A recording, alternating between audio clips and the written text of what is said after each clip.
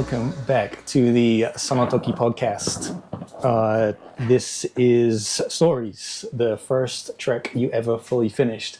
And today we're joined by a good friend of mine, Mr. James Banbury. Banbury, okay. AKA the Magus Project, AKA Blood, Wine and Honey. James, welcome to Sonotoki. Thank you very much. It's very nice of you to invite me along. No problem at all. So for the people that don't know, can you tell us a little bit about yourself? Okay, so I'm from the UK. I grew up in Sheffield. I sort of am a cellist. I did like classical music at college. And then I joined various bands at the end of college and during my 20s. I was in an indie band called the Auteurs, a sort of grumpy second tier Britpop band, although Britpop's probably not the right description. And then after that finished, I became a programmer, string arranger for various pop electronics acts, and then more latterly got more into writing, composing for television and the odd film and adverts and things like that. So nice. That's a very succinct. Nice. So you were based in Hong Kong for 12 years? 12 years before, from 2010 until 2012. No, until 2022. Yes. Nice. And then I think we met in 2022. Yeah, just moved here. Yeah. There's a guy called Del from Hong Kong who was over and said, you should meet Rob. And so I did, and then he didn't turn up until a bit later. So we were like, "Oh, hello! Should we go to a bar? Oh no, it's closed. We'll go to another bar." So this is now your third? Into the third, done 3. So into the 4th year, I guess. Right, 4th year in Tokyo. Yeah, in Tokyo. Nice. Yeah. Okay, cool. So let's get into the first track. So okay. What was it called? And do you still have it? So it's called My Life, which is a little bit sort of ahead of itself really, because it was the first song, right. Not like the last song. But anyway, so when I was at college, I was studying classical cello. This slightly, should we say, esoteric French dude came into my music college, the Guildhall School of Music in London, looking for specifically a cellist to join his band. And now his band was just him at that point. He'd moved over from Paris, having been a drummer in a couple of bands in Paris. He decided he wanted him and his girlfriend moved to London, and he decided he wanted to be a singer in a band. And he wanted a cellist in his band. I'm not quite sure why, but that's a cool choice. So anyway, he came into the student union and said, "I am looking for a cellist."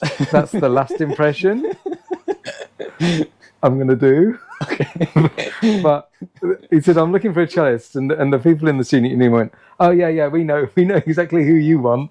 And they said, "Just get in touch with this guy James," because obviously I didn't look 100% happy doing classical music at a serious music conservatoire. So he got in touch and said, I'm doing this band. And I'd always been into bands and sort of listening to music, pop music, a lot more than I listened to classical. So this was like, okay, well, try this out. So that's how we first started working together. And the song called My Life, I think, was the second one we did together, but it was the first one I kind of initiated.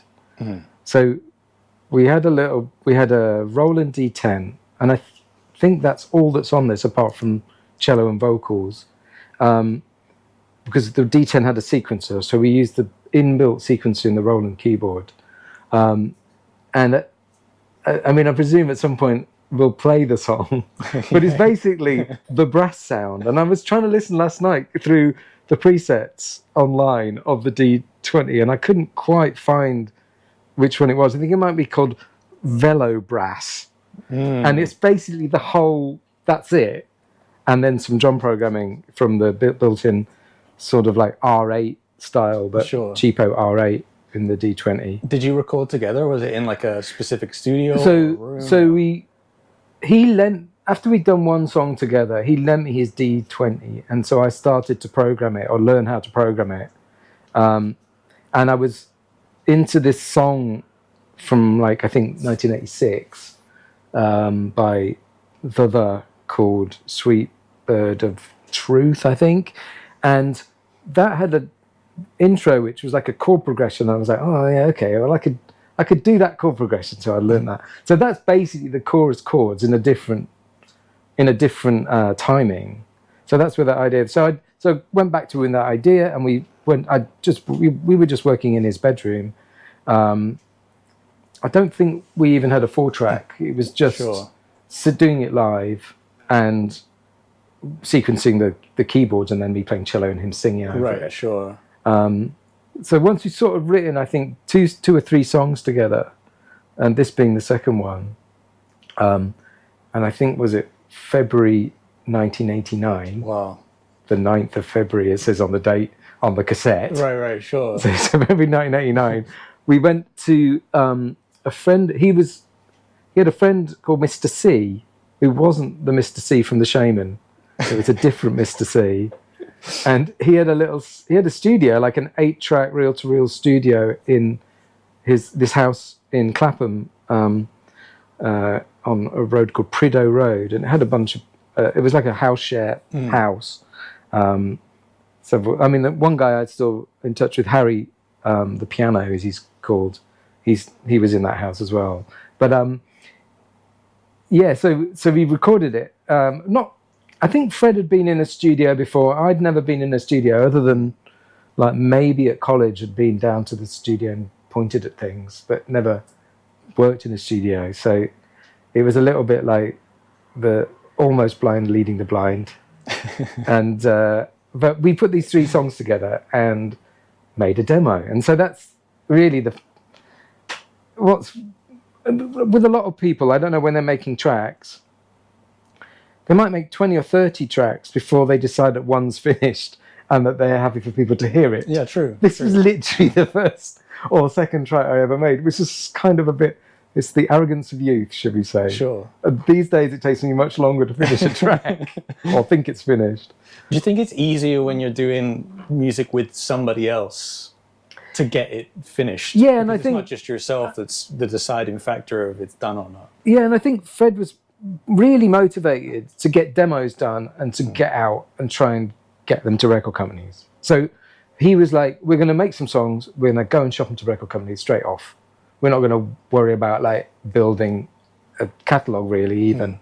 A few months after we did these tracks, my flatmate at the time, a guy called Mark Lodge, who was also a cellist but also a very good keyboard player, he joined as keyboard player, and I think really soon after that, maybe 4 or 5 months after that, we were doing some shows and got approached by Rhythm King Publishing to sign a publishing deal. Wow. I'm not quite entirely sure how that happened. We were at the same time going around record companies and dropping tapes and getting 0 feedback. We did have one meeting at EMI, but I don't know how that happened. Fred was a bicycle courier as his day job. So he was, back in the day, they were in the 80s and 90s, the way to get things from A to B really fast were using motorbike couriers. Sure. So as a package from this company would send to another company. Record companies used them literally 150 times a day to send like a piece of paper from one side of London to the other, because he couldn't wait for the post. So, but anyway, Fred was a bicycle courier, and as part of that had done lots of deliveries to record companies. So he faked a bunch of deliveries direct to the head of A&R at Ireland and EMI and a bunch of, and Virgin probably, and he basically would say, "I've got a sign. It's got to be signed for. It's got to be signed for." He'd go to the reception. And they'd normally go, "Okay, just drop it in there." And he said, "Oh no, it needs to be signed for." He'd go to the office and then go, "Ta-da! I'm actually in a band and this is my demo." That's incredible. Yeah, absolutely mad. I mean, we did these trips together actually. I was on the back of his bike sometimes, so he would just go in, but I'd be there like helping him like find the address or whatever. You Wow. know? Yeah, so the trick was not to know someone on the inside that works at the label, to know someone that's a delivery. Yeah, someone who delivers directly to the guy that you want to get in Amazing. touch with. So what else did you have going on in your life around that time? Well, I mean, I was in my last year, I think. No, nearly my last year, third year of college. I was at 4 years, and just doing, you know, the daily grind of being at music college. So practicing a fair bit and going for lessons and orchestra, and I was in like LSSO, which is London School Symphony Orchestra, I think that was. Something like that. Anyway, it was like a London orchestra. I mean, that was basically. I ran the ski club. Nice. At college. But yeah, I was living quite a way. I was living in Putney, which was a good 50 minutes from Barbican, where college was, and so I used to listen to a lot of radio. I had rather than tapes, I used to listen to. I had a sort of portable radio Walkman thing that I used to listen to a lot. So that was and that was mostly what I was doing. Yeah, nice. Yeah. And I didn't have any experience in music gear. I'd had no experience, and then so just through being in this band, we did end up signing. We signed a publishing deal, which gave us a small advance. Which meant that we bought a couple of things. I think we bought a sampler, a hard drive, which was a 44 megabyte SideQuest removable drive. Amazing. For the sampler. It's a Dynacord sampler, which is a very esoteric but quite cheap but quite good sampler. And I had an electric cello custom made, because when we'd played gigs, we'd been trying to work out what pickups to use on the cello. And they were basically rock venues like the George Robey or Borderline and things like that. And the acoustic cello, trying to mic it up in a way that meant I could hear myself and not get feedback was really difficult. So we got this electric cello made by a cello maker. So he made a copy of sort of a measurement copy, and then I designed these fins so I could stand up when I was playing. And we also I bought a bridge from the US, because we started off with a pickup inside the bridge, which sounded terrible. But there was this guy in New York called BTS Transducer Systems, who made custom-made cello and violin bridges with 4 pickups, one under each string and with a little wire. And so I had that wired in, and it sounded pretty good. And I've still got that cello, and I used it. I only recently, maybe 4 or 5 years ago, I bought a new electric cello, but I was using that on every live gig I ever did up until about 5 years ago. Sure. So, with Richard Ashcroft and that lot. Yeah. Was there anyone else at your college that was also in like classical that was doing something similar to you? Because my image of like the very late 80s, early 90s kind of bands, it was always like just synth players. Yeah. Someone using like an EMU2 or... Yeah. I mean, I was in the year below me was Omar. So I was at school with Omar in Manchester at Cheetham School of Music, because that's where I went for sixth form. And Omar, who did nothing like this, he was at college with me for a year and a half, and then he left and became a pop star. Sure. When Kiss FM started, basically. Kiss FM had already started, but when Kiss FM went to a legal broadcast station in London, and there was a few other people. There was Max Beasley, who ended up being famous actor, but he's quite famous anyway. But he was a choir boy in Manchester, and then percussionist at Guildhall, and he went on to play percussion with Take That. So there are a few people who sort of passed through. There was a big jazz cohort. There was a jazz course at Guildhall, so I think Cleveland Watkis and various people, jazz warriors. A lot of those guys were in, guys and women were at Guildhall. So yeah, there was a bit of a cross genre sort of thing at the Guildhall, but it was pretty straight. There wasn't there wasn't even I don't think there was like a house band other than sort of jazz stuff. Okay. There wasn't like a college band, or even like no sense that there would ever be anyone would be really interested in doing pop music. Sure. There was another viola player who went on to be in the Communard, Sally Herbert. So there were a few people who'd like drifted off into pop. And actually, a lot of the people who were at college, even now, who were at college with me, who were doing strictly classical, ended up being very successful as session musicians on pop records, string, and film. A lot of the London session players in film and TV and pop are just busy all the time. So that's incredible. Yeah. Was there, like, I imagine there wasn't specific courses or any kind of educational tools when it came to more of like the hardware side for like samplers and that kind of stuff? No. Was everyone just in the same boat of no one knew anything? Figure it out yourself. Literally got the manual and they had to work your way through the menus and the manual. I mean, so we signed this deal with Rhythm King, and we did a showcase at Heaven, Rage at Heaven, which afterwards Fabio and Groove Rider were DJing at. Right. So this is like maybe 1990, early 91. But it went incredibly badly. Oh, really? How so? We had massive technical hitch. Like the Cyquest drive wouldn't load that because we could only load one song at a time because we had relatively complicated songs. So we were like switching discs and loading with the tiniest possible gap between, and the Cyquest drive just crapped out. And so we were standing sort of there like on doing this sort of uncomfortable showcase, which everyone had been invited to. You know, Daniel Miller was there. There was, it was like pretty like intense. And for whatever reason, Mark, the keyboard player, decided to get on the mic and start telling some jokes, which just wasn't the vibe, really. I mean, it was fine, but it wasn't the vibe. But it basically went quite badly. We probably played 4-5 songs, and we had to sort of stop. But we had to just play one song a lot. Yeah. It was one of those. I mean, I went to a Bomb the Bass gig at Subterranea maybe a year or so later, and they had the same problem. I don't think they even played because hardware was not working.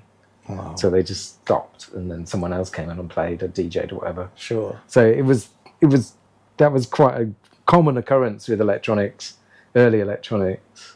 I do like watching like videos from gigs from that era though, of someone like Depeche Mode where they're like swapping floppy disks in between each song. Yeah. And they've got it down to an art form how fast they can get the disc in and out. I mean, the sequencer was an Alesis MMT8, and which was actually a really good sequencer. It's like 8-track, and you can bounce into tracks, so you could end up with quite a 16 multi-timbral sequence, which worked quite well because again the D20 and the sampler were also multi-timbral, so you could have kind of multiple parts going. Sure. But again, backing up these things was a bit of a palaver. You had to back the MMT up to cassette. Right. Audio, like old style computer, like sort of load in a game type thing. Sure. And we just didn't until one day it just booted up and there were no songs in it. Oh no, it just wiped it. So we literally had to program the whole set again. It was like a couple of days before a gig, so we were literally just hammering away at programming, and then we did keep a cassette backup. But right, sure, that was a nightmare. No backing up on the cloud. No backing up on the cloud, just backing up on a cassette. Right.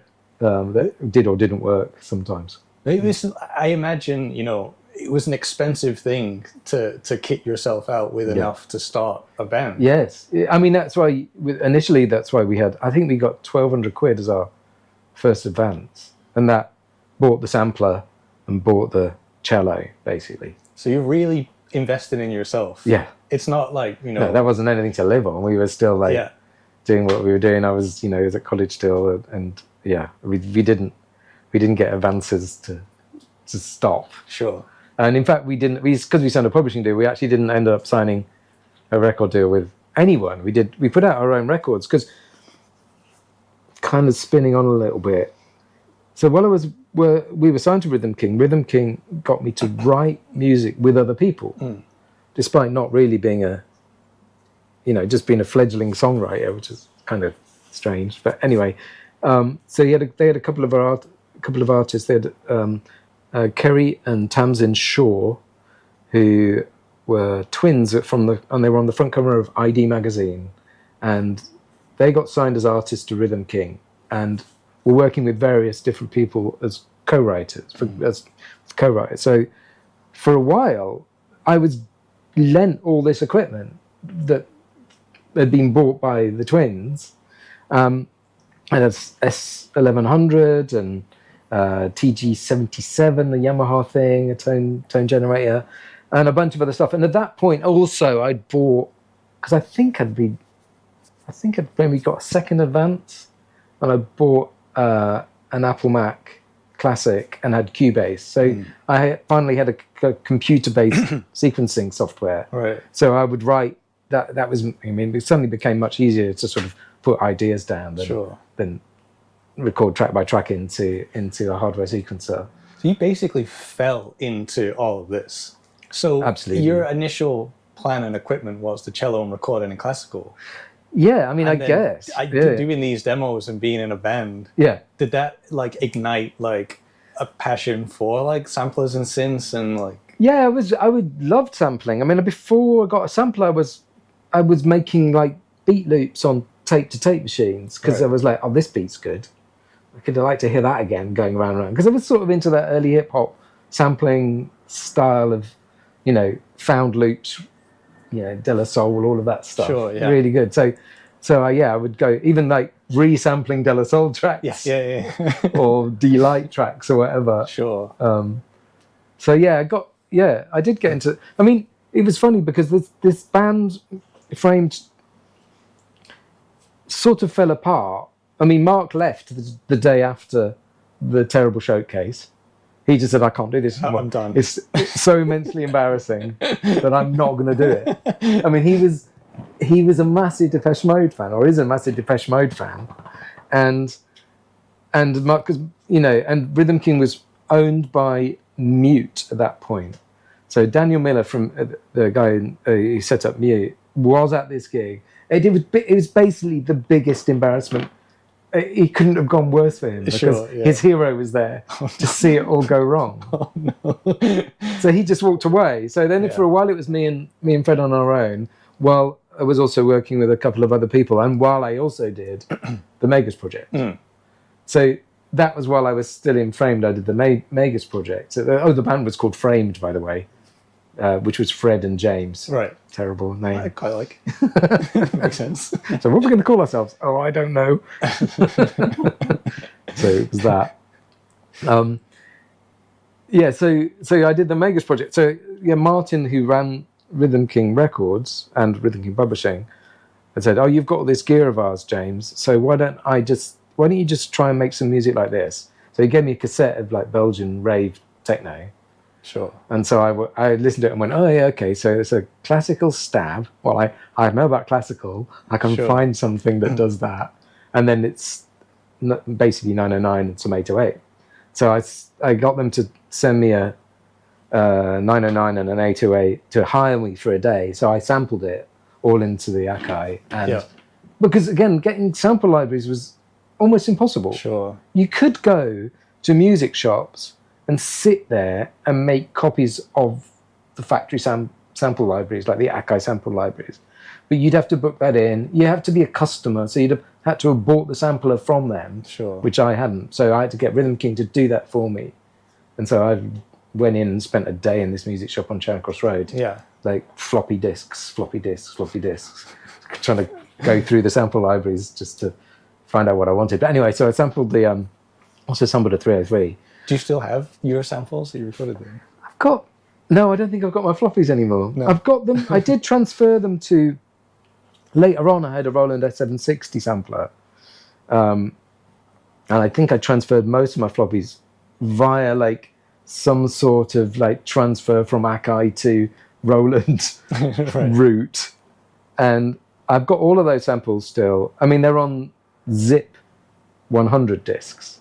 So I don't know whether those zips still work. Right, sure. I haven't booted up that sampler for 15 years, and it's in the top room at my parents' house. Right. So I don't know whether that's working, but yeah. So in theory, I've probably still got them, but I don't know. It's crazy that you can just go onto the Internet Archive now and get, you know, all of these. I guess they were probably quite sought after at the time, like 90s rave sample. Yeah. Bob Clear Mountain drums. Yeah, all of them. And they're just all available there as like perfect CD rips. Yeah. I mean, it was, I'm not entirely sure it was 100% legal for us to be doing, for the for the music shops to be allowing us to copy the sample library. Sure, I would imagine they would have a problem with that. Yeah, but they did let you do it. So I don't know whether that was just like some sort of keep your customers happy. Sure. Because they were really expensive, you know, and you needed like a CD. Later on, they came on CDs, but you still needed some sort of CD reader for your Roland, so to transfer through something for the Roland or the archives. But I think that must have been like the transformative time, though, when there became ways with a budget to make music, and even with samplers, right? When they released the was it for the Atari or the Commodore 64? Oh yeah. They had the kind of cheap box samplers that you can order from like magazines. Yes. Yeah. I mean, yeah, it did mean, I mean, we could basically make records for a couple of £1,000 of gear rather than 200,000 quid of gear in a studio. And later on, I was in the sort of early 2000s. I was working at some studios, Trevor Horn's place, and there were Dash 48 digital multitracks. The Sony Dash made 48-track digital reel-to-reels. They were just sitting under the stairs. No one was using them, and they would have cost £200,000-300,000 new, and no one needed 48 tracks of digital anymore. It was Pro Tools and maybe a 2-inch analog for the drums or whatever. But yeah, I mean, it's like the speed at which it became accessible to be able to make music was over 10 years. Really, it became. There must have been this golden era too, where you could buy stuff that was, I guess, deemed outdated for really cheap. Yeah, well, I got a Roland Juno 60 for 120 quid. Amazing. Nobody wanted a Roland Juno 60, and he had a MIDI mod, but still people didn't want it. And now they've all shot back up immensely in price. And I also bought Fender Rhodes 54, like a small, and no one wanted that either. The case? Yeah, like the suitcase. Yeah. Oh, really nice electric piano. Terribly heavy. I mean, I lived on the second floor of a flat in Putney, and getting up those stairs was absolute nightmare. It was not affordable, despite it going down into a suitcase. Yeah, sure. It was just terrible. Do you remember, so going back to those demos, do you remember playing them to like friends or like family or anyone, and like what they said about it? Like, because it's quite a surreal experience when you finished a track, especially if it's the first thing you've ever recorded, and you're like, does this sound good? I'm not sure. And you want some genuine reactions. So yeah, I mean, I almost definitely played it to Alison, my wife, and I think she was like, yeah, okay, that's quite all right. That's quite good, I guess. I mean, it was difficult. I didn't get people round to listen to it. Sure. In fact, most people only heard it when we played live. Right. So if people came out, like friends and so on in London came out and saw us live, which some did. I mean, our first gig was terrible. It was just terrible. I mean, the first few gigs were terrible. Sure. Sort of got a bit better. Yeah. I mean, I guess this relates more to like your solo stuff and the Magus Project stuff, where you kind of had those tracks and you were like, this is all me. Yes. This is a finished song. Yes. How do I feel about it? Well, that was different because that wasn't like for me, it wasn't like songwriting. It was making the dance track. Yeah. Right. Which at that point, I felt it was a semi-separate process. It was like, oh, it's a dance record. It's doing this.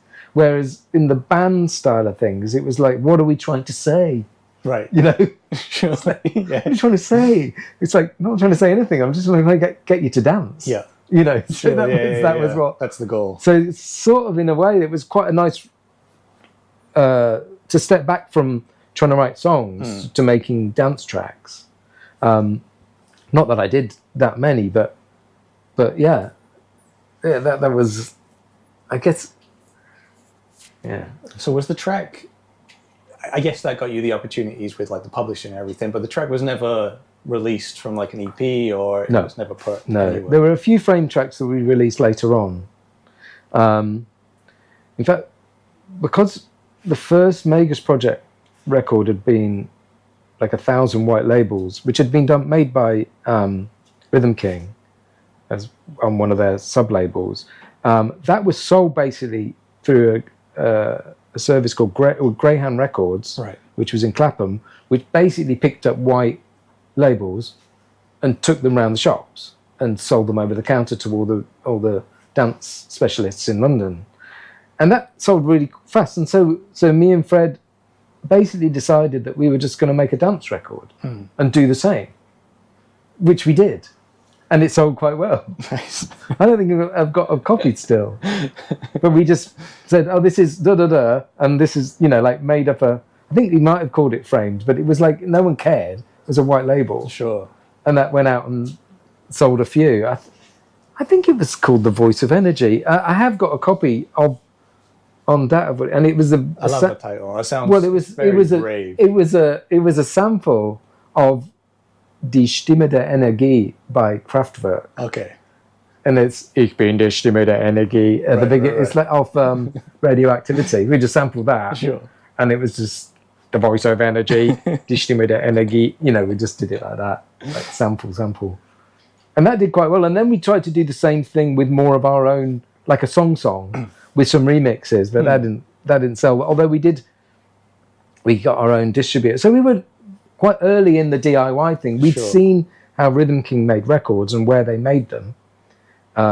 And we tried to sort of try the same thing as a DIY act, because they didn't want to put our record out. So we decided to put it out ourselves. And that's basically what I've done ever since. Sure. I mean, I usually ask, like, the first track, did it open doors or did it get you anywhere? But I think you've already kind of explained that in your case, maybe not if it wasn't for doing those demos, but that was such a good springboard to get you. I mean, I wouldn't, if Fred hadn't come into college and we hadn't made some tracks together, I don't know. I mean, some other thing would have happened, but yeah, that was like, oh, okay, I can do pop music then, can I? I can be in a band and work in that field. So that's really all came from that. That's amazing. Those first few demos.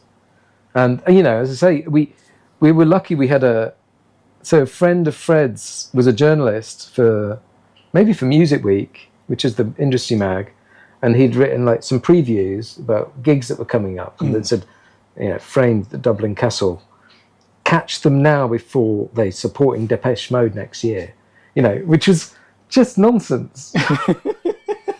It's just sounds made up. It sounds great, right? And that's why Theo Chalmers, who was the publisher at Rhythm King, came to see us play at the Dublin Castle in Camden. I think it was even like a Saturday afternoon gig. Wow. It wasn't even an evening. Sure. I think, yeah. So that, all these things just happened sort of at the right place. We played, there was a magazine called City Limits, which is like Time Out. And they had like a music week in Shepherd's Bush. We played at one of their nights and did a few things. We supported Jar Wobble from Public Image Limited at the Marquee. So we did a few good things, but yeah, never really happened. We did play twice at a club called The Brain, which was on Wardour Street, run by Sean McCluskey and Mark Wigan, and that was like a sort of very small DIY but really great little club, very eclectic mix of music, and they had put on live gigs every now and then. We did a couple of gigs there, and we had a song called Going Down the Brain, which was obviously a pun. Direct. How do you feel about it when you listen back to them now? Well, it's so weird because until you mentioned it, I hadn't really thought about it. Okay. And I knew that on my recent trip to the UK, I brought back a jiffy bag full of cassettes. So I thought, oh, maybe there's a frame tape in this cassette. So I looked through, and yes, right. there it was. The sort of compilation of all the demos on one cassette. So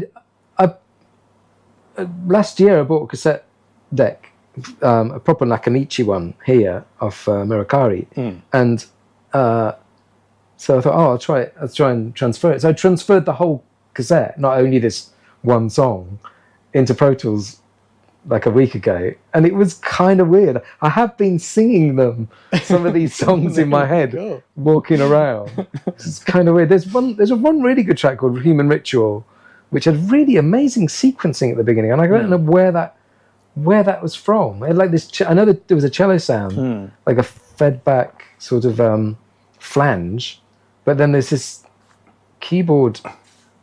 I mean, it may have been the TG-77. I can't remember what gear that was, but it sounds really good. I think some of your newer stuff, like the Magus Project stuff, is still kind of rooted in that kind of ravey, breaksy kind of stuff. Yes. Can you see the comparisons or like the influence that was so strong in you then that's just carried all the way through until now? Yeah, when I listen back to that early stuff, I can hear like, oh, okay, so that's quite good. The bleepy stuff on this one, or whatever. There's like some of the more dance stuff. I mean, particularly because I hadn't done the Magus Project. I hadn't done that kind of music for quite a while until I revived it in 2019, 2020.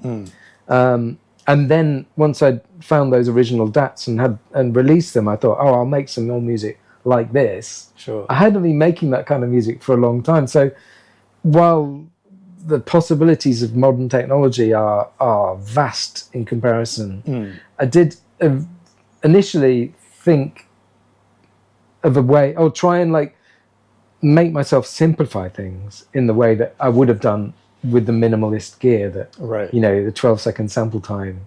Like, I mean, obviously that's nonsense when you're using Ableton and modern equipment. You can have as much sample time as your hard drive will take, which is, you know, 400 years or whatever.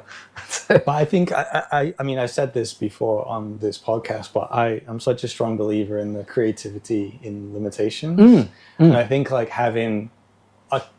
I always imagine that if I was to make stuff with specifically just hardware, you're so tied to what you have that you have to do your best to stand out and make something great with that stuff. And I try and do that even with modern stuff. Don't overload yourself with a 1,000,001 VSTs or something. Yeah, no, I mean, I have 1,000,001 VSTs, but I only use about seven. That's all. Or 8. yeah. And actually, what happens when because there was this plugin that I used a long time called not FabFilter. I still use FabFilter. It was the opcode filter. The opcode filter. And it was a plugin for Pro Tools from like 1999 into early 2000s. Sure. And opcode stopped making plugins, stopped making software and hardware and everything. But that plugin was like one of the only creative like filter plugins I had. Right. So I hear it on everything that from that period up until the point where the software became obsolete and they didn't update it. But yeah, like that was really good. And so finding the one thing that can do a lot of things. It's often you know, I had one FX unit for my cello, a Yamaha FX 500, and I would try and make it do everything. You know, had a controller board for that. I had no pedals other than that. Do you think gear aside, the old stuff and the stuff you started making, there is similarities in like, oh, I still write chords in this way. My melodies, I still really like using, you know, this particular scale. Or... Yeah, I think so. I think there is similarities, and also, but I think what's interesting about listening to those early demos, I can hear my influences from earlier. Sure. When I was listening to the Human League or listening to, as I say, the or whatever. Yeah. So the sort of the early 80s music, I can hear in it. So the same thing, and I think that just is, I still do similar things. Yeah, for sure. You sent me tracks, I think, a year ago that were from a debt. Yes. Some old down stuff. And to me, it sounds like you. Yeah, It sounds like the ones. Well, I think I can tell. I'm like, oh, it has a certain. I guess it has a certain. There's certain things I do with like melody that I think still are the same. I don't know why that is. But yeah, that's the Arrowhead stuff that I've put out as the Magus Project. Sure. From 94, I think, 93, 94. So not long really after this. Because as Framed fell apart, that's when I joined the Auteurs. And the reason I joined the Auteurs is because of Framed. Oh, okay. Because we worked with a producer called Phil Vinyl doing some demos for Framed. The last set of demos we ever did, which I don't think I have got a copy of. But he worked with us for a few days in a studio. Actually, it was Phil Manzanera's studio, who from Roxy Music in somewhere outside London. I can't remember where it is. Very lovely studio, amazing. We found a gold microphone of Brian Ferry's. Oh wow! A gold SM58. It said Brian on it. In big block letters? Or no, just like engraved. Oh no, Brian. But so he was at that point working on the first album of the Auteurs, and he said, "Oh, do you want to come and do a cello session?" Because I'd obviously been recording me playing cello on the Framed stuff. Sure. And I said, "Yeah, cool, yeah." He said, "I ain't got much money." He said, "Yeah, all right, I'll come and do it, whatever." So I went and did a cello session and went back, and then that went so well, I went back for a second session, and then sort of became a member slowly. And then when Framed sort of finished, and I decided I didn't want to do it anymore, much to Fred's annoyance, to be honest, Luke from the Auteurs said, "Oh, would you want to join? Do you want to join the Auteurs?" And that was while the first album was touring. Amazing. Yeah. Did you find those like studio sessions, besides just putting down your own like cello parts, you were slowly starting to? I was looking over everyone's shoulder. Yeah, giving out, not just suggestions, but.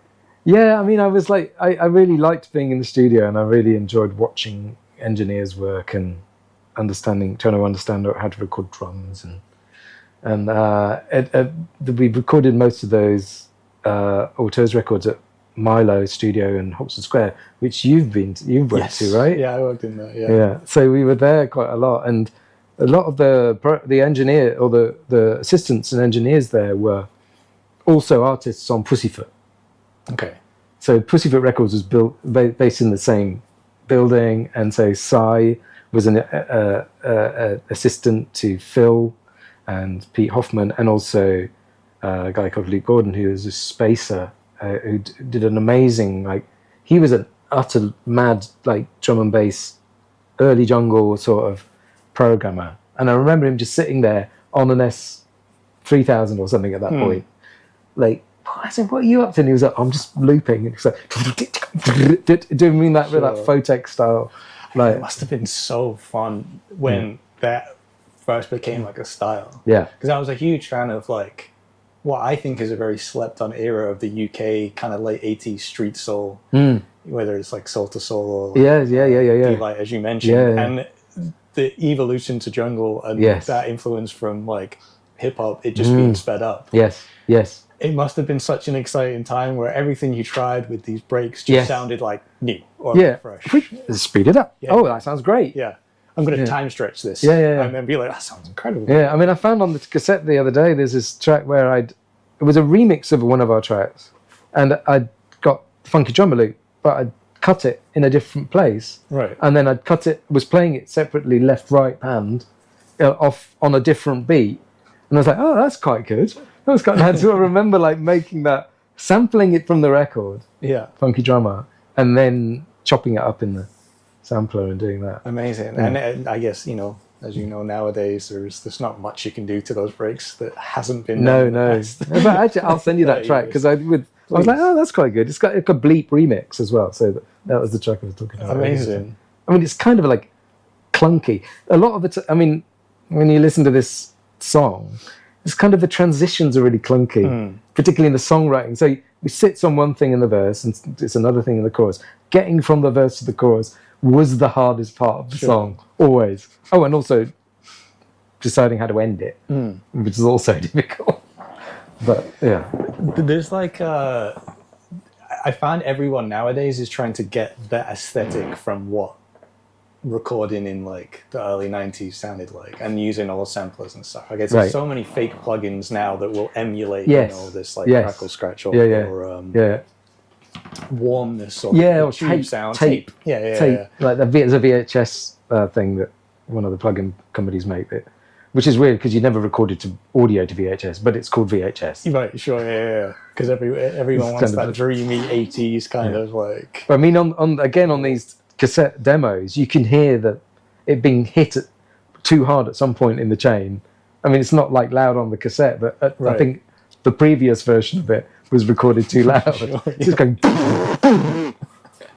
and just being squashed. Yeah, I mean, squashed before, without compression, just squashed to tape. Well, man, this is so interesting and such, I think, a contrast of, a previous guest, Stupicosa, who's quite new into making music. It's literally been the past 3-4 years. Right, nice. So thank you so much for coming through and talking about the track. And hopefully we can play some clips of the track, or we can maybe link it somewhere online. It's not going to be online. It's not going to be online. Okay, so we will play it. So play it. So you can have a couple of the. Yeah, I'll send you a couple of the tracks. Amazing. Well, James, thank you so much, man, for coming through and chatting. Pleasure. Super appreciate it. ありがとうございました。ありがとうございます。お疲れ様でした。You've been listening to the Sonotoki podcast. I am your host, Submus. This is James, the Magus Project, Butterfly and Honey. Peace.